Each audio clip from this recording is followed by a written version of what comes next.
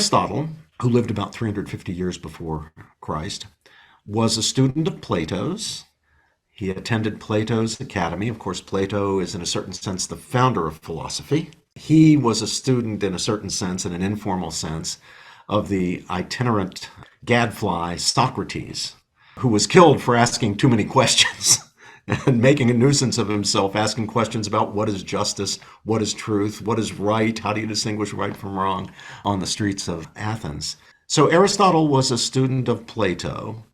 And when it came to political philosophy, probably the largest contribution that Aristotle made that would have been considered important by the American founders was the importance of the rule of law, that people be ruled by pre-existing rules, that they be governed in line with rules that they had been told about, rules that had been promulgated, that were more or less clear and understandable, that were non-retroactive, that were prospective, in other words, not retroactive or retrospective. Laws that were general and not made up for specific cases and that could be manipulated and applied selectively or anything like that.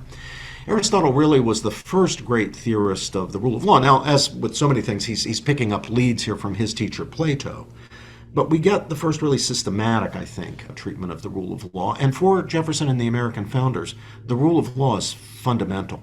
You do not get Republican government without the rule of law. The rule of law is the precondition of a Republican government. Now, what does it mean to have the rule of law? It means not to be ruled by arbitrary edict. The opposite of the rule of law is arbitrary rule.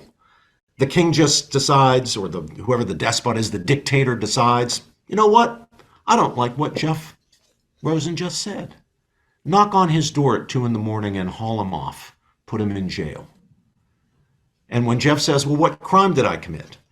Tell him the one that I just designated, the one that I just made up, speaking against the king, or whatever the offense, whatever it was that offended the king. And I think here Aristotle is a very crucial figure because he's right there at the beginning when people are first thinking systematically about what are the conditions of just government. And there can be different forms of government, monarchy, or aristocracy, democracy. But for any system of government to be just, the rule of law has to be in place.